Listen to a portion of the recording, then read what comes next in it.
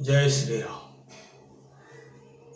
आइए सद्विचार सरिता में आप लोगों का हार्दिक स्वागत है। आइए प्रभु कुछ प्रभु के बारे में चिंतन मनन करते हैं।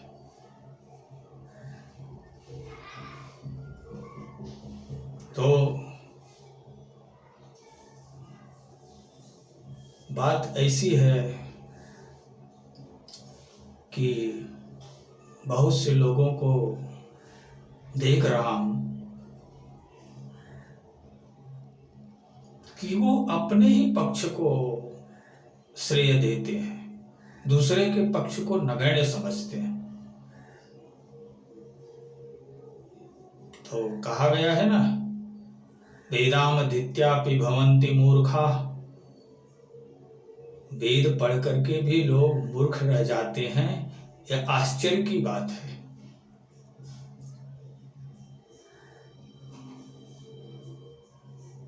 एक ही अपने ही पक्ष पर वाहवाही देंगे, दूसरे के पक्ष को कोई भाव नहीं देंगे,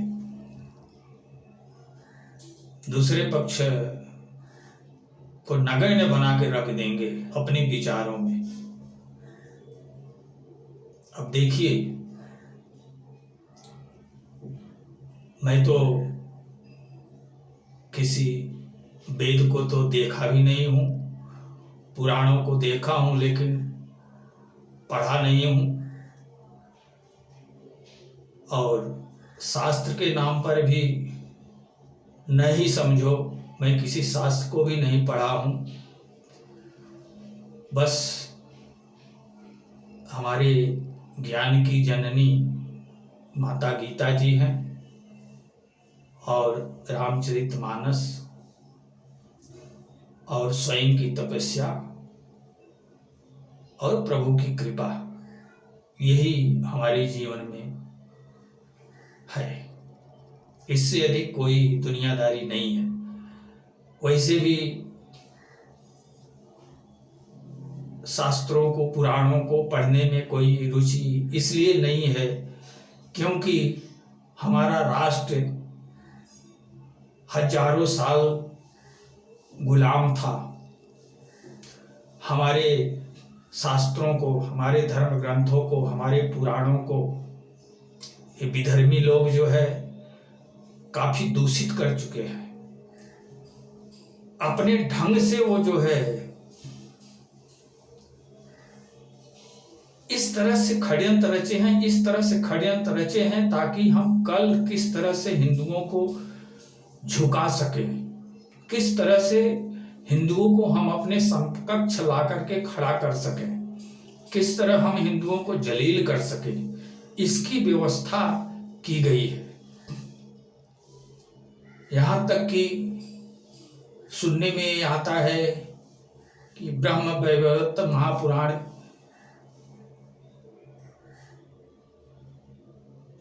उसके अंदर बहुत सारी भ्रांतियां भर दी गई हैं। यहां तक कि रामचरितमानस को भी अछूता नहीं छोड़े हैं, उसमें भी संबूक वध वगैरह का वृत्तांत भर दिए हैं ताकि हम हिंदुओं में आपस में एक दूसरे को लड़ा सके। संबूक वध में ये दिखाया गया है कि एक क्षत्रिय द्वारा वशिष्ठ के कहने से प्रभु राम संबूक नामक शूद्र का गला काट करके लाते हैं, ऐसा वृत्तांत डाला गया है। तो ये सब षड्यंत्र क्यों रचा गया है? शास्त्रों में किसी भी धर्म ग्रंथ को वो जो है अछूत नहीं छोड़े हैं, सबको छू करके उसे दूषित बना दिए हैं ताकि कल हिंदू एक दूसरे से लड़ करके आपस में नष्ट हो जाए और हम अपने चाल में कामयाब हो जाएं। यही वजह थी। ये इतना दिन, 1000 वर्ष तक जो भारत गुलाम था, उस समय उनके सामने सिर उठाने की ताकत किसी में नहीं थी। तो वो बड़े बड़े विद्वानों को किडनैप कर करके किला में ले जाकर के कैद कर देते थे और अपने हिसाब से धर्म ग्रंथों में परिवर्तन करने के लिए कहते थे और अपने हिसाब से धर्म परिवर्तन ग्रंथों में करवा करके पूरा ग्रंथ तैयार करवाते थे और ग्रंथ जब तैयार कर देते थे तो उन विद्वान लेखकों को वो मार करके जमीन में दफना देते थे ताकि इसका राज कुछ न खुल सके। और उसी दूषित ग्रंथ को जो है हम हिंदुओं में विभाजित करके प्रसारित कर देते थे ताकि अब ये हिंदू अगर पढ़ें इसको तो वो दूषित मानसिकता के बन जाएं और आपस में ही लड़ने झगड़ने लगे और उसी का दुष्परिणाम आज देखने को मिल रहा है। कोई ये समझने के लिए तैयार नहीं है कि ये किन्हीं सातिरों की चाल है जो हमारे धर्म ग्रंथों में इस तरह से जो है झगड़ा लगा करके छोड़ दिए हैं। अब ब्रह्म वैवर्तक महापुराण ये भगवान कृष्ण इतना दिव्य पावन जीवन चरित्र भगवान श्री कृष्ण का है, भगवान श्री रामचंद्र जी का है, लेकिन श्री कृष्ण भगवान की जीवनी को इस तरह से कलंकित करके छोड़ दिए हैं शास्त्रों में कि उनको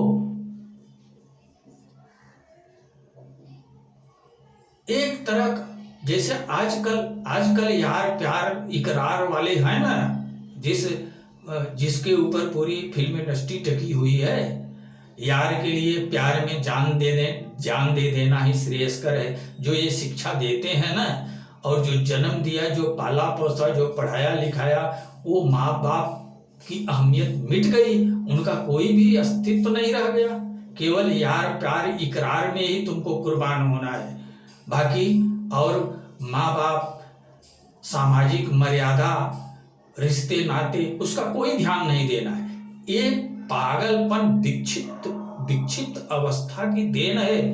आज जो फिल्म दिखाई जा रही है ये सब सातिरों द्वारा जो है वो षड्यंत्र के तहत दिखाई जा रही है।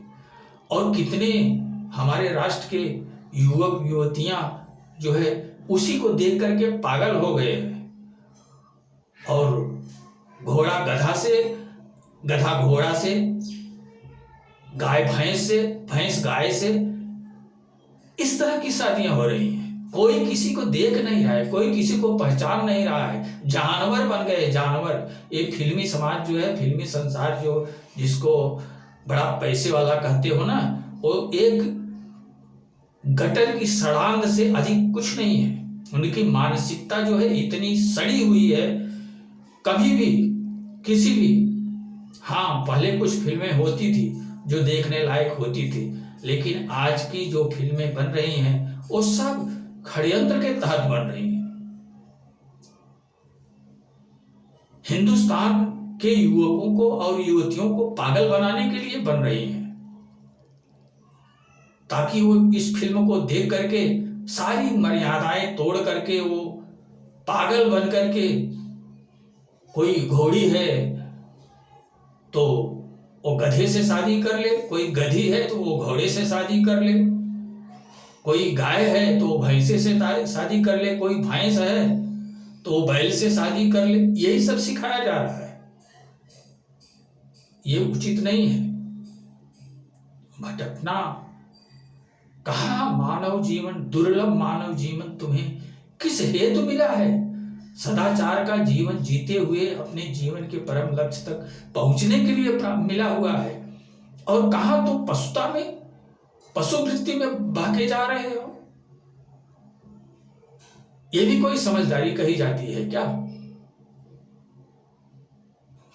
पूरे विश्व में हिंदू धर्म के जैसा पवित्र कोई धर्म नहीं है पूरे विश्व में, और अगर कोई धर्म है भी तो सनातन धर्म के मूल से ही निकली हुई एक डाली स्वरूप है। और जो सनातन की डाली नहीं है उनका तो जीवन नारकी है, नारकी है। वो तो पूर्ण रूपेण पशु जीवन जीने वाले लोग हैं, जिनमें किसी तरह की मर्यादा का कोई पालन नहीं किया जाता है। पशु है, पशु।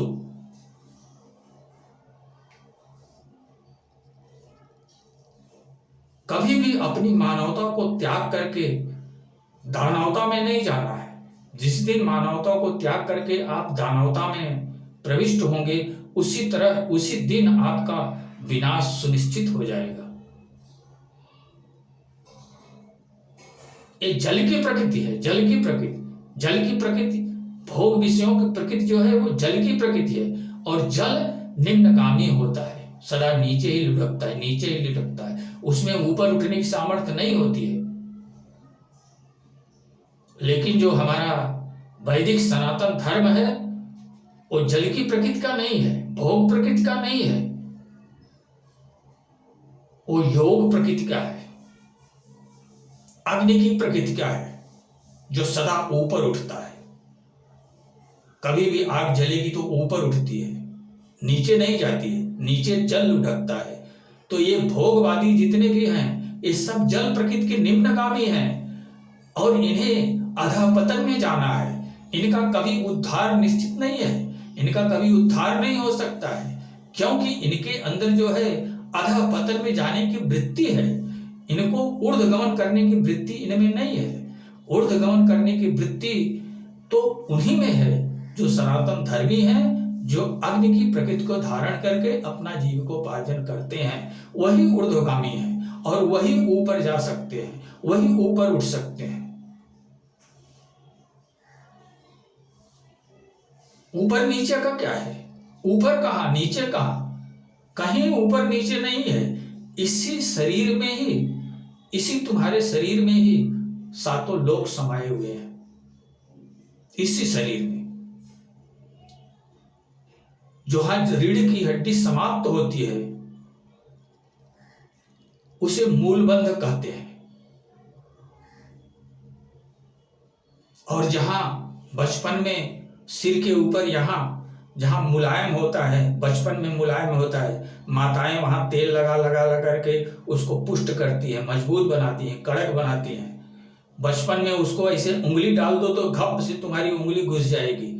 ये स्थान, इसको सहस्त्रार बोलते हैं। ये सहस्त्रार है। आत्मा इसी रास्ते से, ये 10वां मार्ग है, इसी रास्ते से आत्मा इस शरीर से बाहर निकलती है। ये जहां टीका लगाया जाता है, यही हमारा आज्ञा चक्र है। यहां एक स्थान है, हृदय में एक स्थान है, उसके नीचे कई स्थान है। इस तरह से हमारे आध्यात्मिक केंद्र है। हमारे रीढ़ के हड्डी से लेकर के मूल बंध, जहां रीढ़ की निचली हड्डी है, वहां से शुरुआत होती है और यहां आकर के यहां सहस्त्रार है। यहां इसी रीढ़ की हड्डी में और यहां तक 7 चक्र हैं और इन्हीं चक्रों से ऊपर और नीचे उठा जाता है। जो मूलबंध से उठते उठते उठते उठते आज्ञा चक्र और सहस्त्रार से निकल गया, वही सिद्ध पुरुष बन गया। और जिसकी मानसिकता इस ब्रह्मांड से सहस्त्रार से नीचे उतरते उतरते उतरते उतरते मूल मंत्र में चली गई, वही अधः पतनोन्मुख, उसी का अधः पतन हो गया। मतलब भोग वृत्ति में पागल हो गया, उसी का अधः पतन हो गया। और जो योग वृत्ति में पारंगत हो गया, योग वृत्ति में अपना जीवन यापन करके तपस्या करते हुए, योग साधना करते हुए जो जी लिया, वो अंततः सहस्त्रार को भेद करके बाहर निकल जाता था। जिसको रामचरितमानस में कहा गया है, मूदहु नयन विवर्त जाहूं, पहिहु सीत ही जन पछताहूं। इस विवर रूपी शरीर को त्याग कर बाहर निकलो, यहां से बाहर निकलो और इस शरीर के बाहर ये जो बाहर का भाग दिख रहा है, ये सब परमात्मा का साम्राज्य है। इसमें सब परमात्मा का साम्राज्य है। माया का साम्राज्य केवल इस आपके शरीर में है, आपकी मति में है, आपके विचारों में है, आपके चिंतन मनन में है, आपके मन को माया दूषित करके रखी है। इसलिए आप एक अधम के रूप में देख रहे हो इस संसार में। आज क्या अधमों की कमी है? एक एक से दुष्कर्मी है, एक एक से दुष्कर्म कर रहे हैं कि देखा नहीं जाता है। और पशु से भी बदतर है। पशु तो अपने जीवन में है, वो तो अपना जीवन कार्यकाल समाज करके ऊपर उठ रहा है, मानव योनि की तरफ बढ़ रहा है पशु। लेकिन ये जो मानव योनि में पहुंच करके जो नरपशु लोग हैं, आज किस किस तरह का निकृष्ट कर्म कर रहे हैं, मनुष्य योनि में आकर के निकृष्ट कर्म कर रहे हैं, एक एक से दुष्कर्म कर रहे हैं। देख करके दिमाग खराब हो जाता है। ये पाप रूप है, इनको देखने से भी पाप लगता है। लेकिन करें क्या? इसी संसार में हमको आपको भी जीना है, सुनना पड़ेगा, देखना पड़ेगा, जानना पड़ेगा। ऐसे ऐसे भी नराधम हैं जिनके कर्म इतने घृणित हैं, इतने घृणित हैं कि वो साक्षात नरपशु से किसी माने में ज्यादा ही है, कम नहीं है।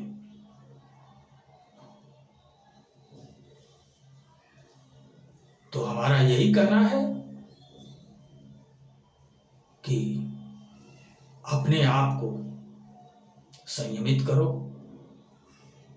और अपनी वैदिक संस्कृति सभ्यता को अपना करके निसंदेह आगे बढ़ो। किसी तरह की अपने मन में हिचकिचाहट मत करो। ये संसार का सर्वश्रेष्ठ पंथ है, सर्वश्रेष्ठ धर्म है और एकमात्र वैदिक सनातन धर्म ही धर्म है। बाकी और इस संसार में कोई धर्म है ही नहीं, और कोई है तो वो पंथ है।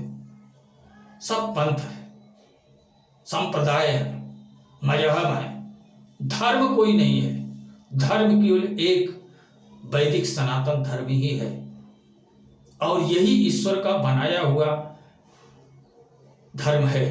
और इसी मार्ग से चल करके व्यक्ति अपनी सद्गति कर सकता है, पा सकता है, और अन्य किसी मार्ग से चल करके उसकी कभी सद्गति संभव नहीं है। मनोकल्पित पंथ से चल करके कोई ईश्वर कोई खेल नहीं है, ईश्वर कोई कल्पनाओं का विषय नहीं है जो तुम्हारी कल्पनाओं से तुम्हें मिल जाएगा। अगर तुम्हें उसकी आवश्यकता है तो उसके द्वारा बनाए गए वैदिक सनातन धर्म को ग्रहण करके ऋषियों मुनियों की पद्धतियों को ग्रहण करो, गुरु परंपरा से योग अभ्यास करो और अपने गंतव्य को, अपनी मंजिल को पाओ। यही विधान है। इसके अलावा और कोई विधान न था, न है, न हो सकता है। और जो लोग इस विधान के इतर भटक रहे हैं, अगर वो अपने आप को बड़े सात्विक भी कह रहे हैं, बड़े तपस्वी भी कह रहे हैं, तो समझ लो कि उनकी तपस्या एक आडंबर के सिवा और कुछ भी सिद्ध होने वाली नहीं है। उनके जीवन में वैसे तो ढोंगी लोगों का क्या है, ढोंगी लोग तो केवल जीवन में दिखावा ही करते हैं, वास्तविकता तो उनमें बहुत न के बराबर होती है। लेकिन अगर उन ढोंगियों को देख करके कोई थोड़ा सच्ची श्रद्धा भक्ति अपना करके थोड़ा तपस्वी बन के भी जीवन करेगा तो भी उसका भी सब कुछ किया कराया व्यर्थ ही जाने वाला है। क्योंकि प्रामाणिक एकमात्र वैदिक सनातन धर्म ही है जिसके मार्ग से हम उस परम तत्व परमात्मा को जान समझ सकते हैं। उसके अलावा संसार में कोई अन्य मार्ग नहीं है। तो मेरा यही कहना है कि आज हमारे लिए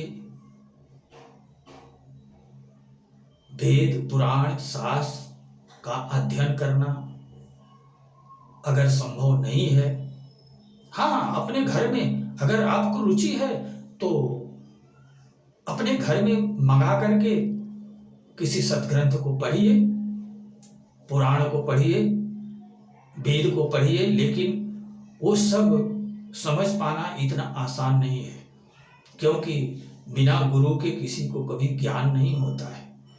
तो वो किसी गुरु के माध्यम से पढ़ेंगे, समझेंगे, तभी वो समझ में आएगा। स्वयं के पढ़ने से वो समझ में आने वाला नहीं है। अगर हम अपने वेद पुराण शास्त्र को नहीं भी पढ़ रहे हैं तो हमारे पास वेद पुराण शास्त्र का निचोड़ गीता, जैसे दूध का दही को मथ करके मक्खन निकाला जाता है, उसमें से जो घी निकलता है वही वेद पुराण शास्त्र का घी स्वरूप हमारी गीता माता है। गीता को पढ़िए, गीता को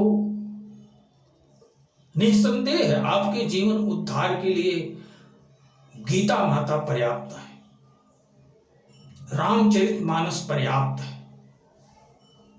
इन दो ग्रंथों को पढ़ो, इन दो ग्रंथों से संपूर्ण जानकारी आपको प्राप्त हो जाएगी।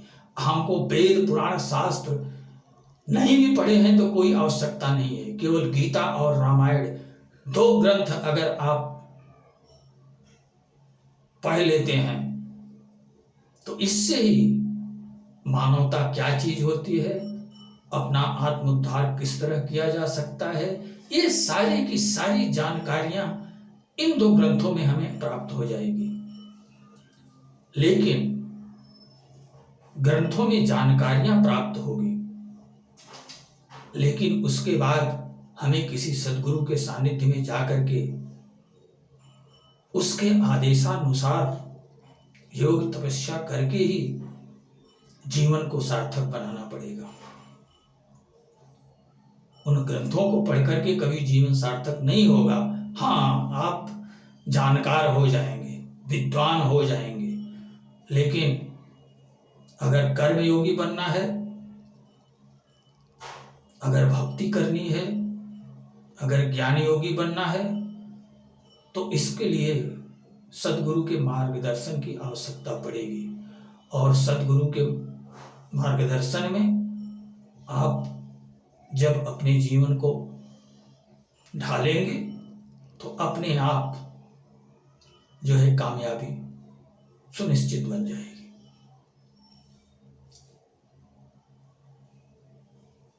मैं क्या बताऊं, संसार की हालत देख करके बड़ा खेद होता है। हम अपने पन में भी सुकून से नहीं रहने पाते, उद्वेलित हो जाते हैं संसार की दशा देख करके, और हमें आकर के कुछ न कुछ अपनी भड़ास निकालना ही पड़ता है। तो आप लोग प्रबुद्ध हो, समझदार हो, मेरे कहने का क्या उद्देश्य है उसे समझ रहे हो, जान रहे हो, तो एक सज्जन बन करके जीवन जीने का प्रयास करो। और इन उठाई गिरों के कहने से कभी कोई दुर्पथ पे कदम मत रख देना, नहीं तो आपका जीवन भी नष्ट हो जाएगा। यही मेरा आप लोगों से निवेदन है। और बस, जय श्री